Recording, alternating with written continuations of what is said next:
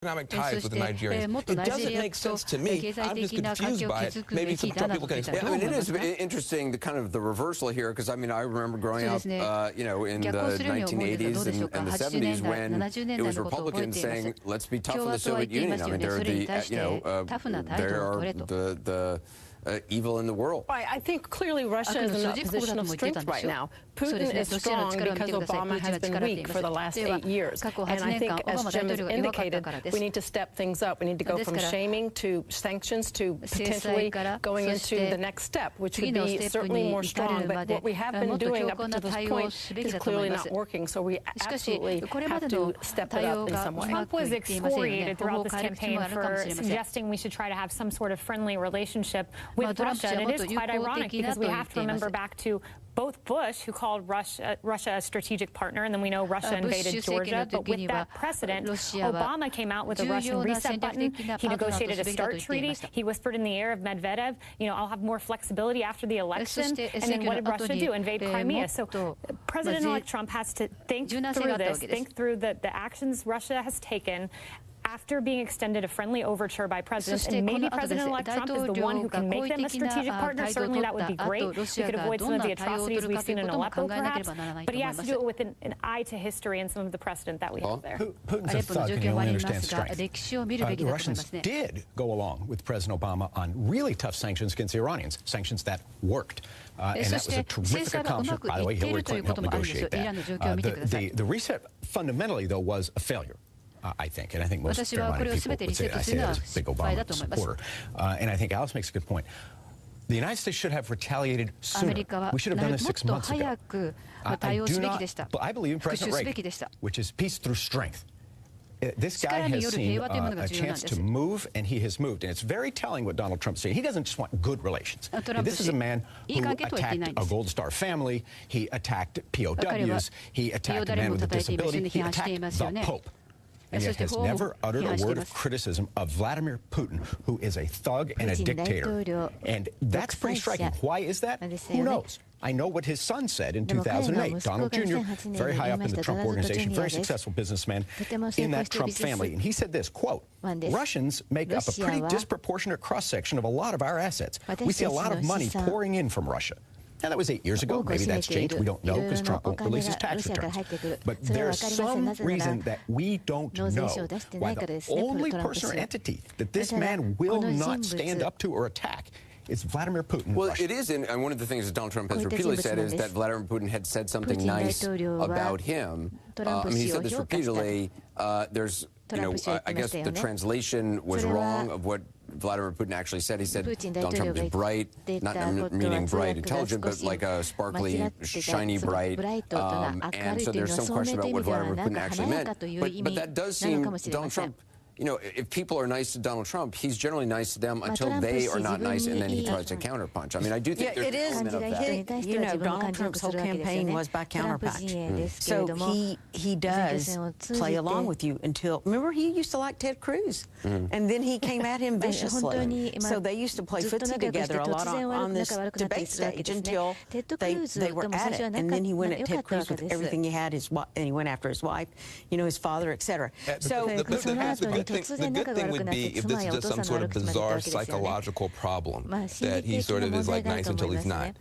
But we don't know if it's more than that. If that's all it is, then that's weird. But if there's more going on, if there are financial interests, if you can connect all these dots by saying, I won't release my taxes because I have a financial conflict of interest, I won't attack these guys because and they help me get elected, you start running into a big crisis of legitimacy in your country. And that's the danger we're looking down the barrel of already, and we haven't even inaugurated the guy. I think it's a big mistake, though, to assume that just because Donald Trump is friendly or speaks friendly of Putin at this point, that they are friends and he will continue to be friendly.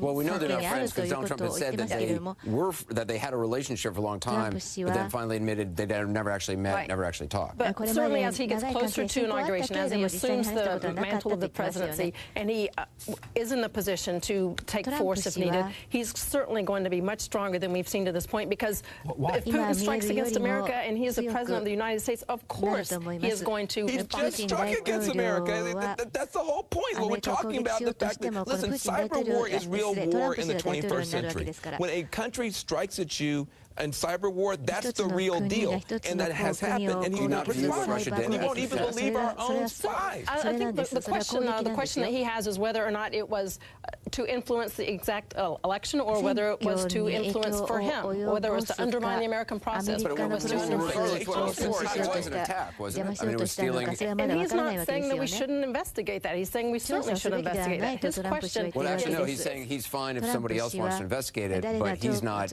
calling for investigation. Well, he said he is perfectly fine with an investigation to determine if ISIS did this, he would be calling for everything possible to respond. Russia's doing exactly the same thing, and it's like, well, geez, if you want to look into it. There's something weird here, and I think it undermines confidence of the American people who are paying attention early. And I think it's totally unnecessary. It would be costless to him to say, I'm not going to tolerate this as the President of the United States. I want something done about it now, and he won't do it. We've got to take a break. Just had more on this breaking news. President Obama telling NPR that we need to take action against Russia, and we will. I'll talk about this with former CIA Director James Woolsey.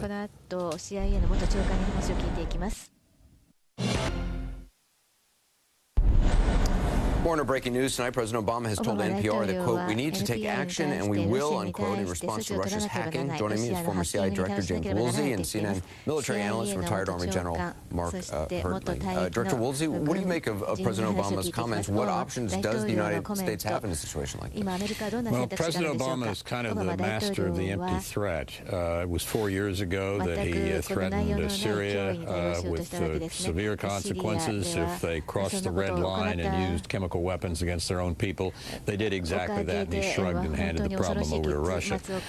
So one wants to take some of his threats with a bit of a grain of salt. The other problem is that we have not hardened our electric grid the way the Russians have theirs and some other countries have theirs. And it could be quite vulnerable to hacking, especially against the control systems which run over the Internet. And the Internet is very welcoming to outsiders. It was designed so everybody could share. And so getting into it and hacking in it and causing trouble in it is not as hard as we wish it was. We have a very good system out at NSA and very able people and very able American hackers. But you can't harden the electric grid overnight.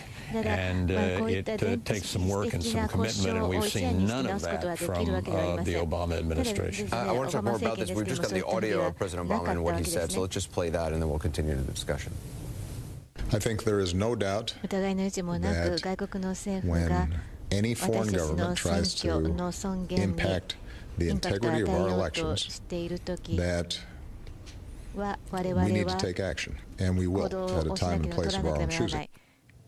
So, Director Woolsey, when you were saying that Russia has hardened their electric grid, ours is not, and it's not something you can do overnight, is the implication that if we were to retaliate, if the United States was to retaliate in through cyber means against Russia, that then it could be this tit for tat back and forth, and we are perhaps more vulnerable than they are? We could have some serious problems. Look at what the Russians were doing in Estonia. Look what they did to Crimea. In Crimea, look what they did to Ukraine, going against their electric grid. And there's another dimension of this, that the Russians have been trying to undermine Western democracies, including ours, for at least 80 years, at least since the late 1940s. They instituted a system called disinformation, otherwise known as lying. And they've used it. They have hundreds of thousands of people committed to working on it, according to Ian Mihai Picepa, the head of Romanian intelligence who defected back in '79 to us, most senior defector we ever got. And Picepa says in his books and otherwise that Russia is all the time trying to undermine Western democracies. They focused on Europe more until relatively recently, going after some of the weaker political parties in Europe and so forth. But they've now expanded to here. But it's not new. It's not Russia, even when they smile, they have still maintained the disinformation program, and they're right now probably finding some way to try to get into the system. It was not hacking up until relatively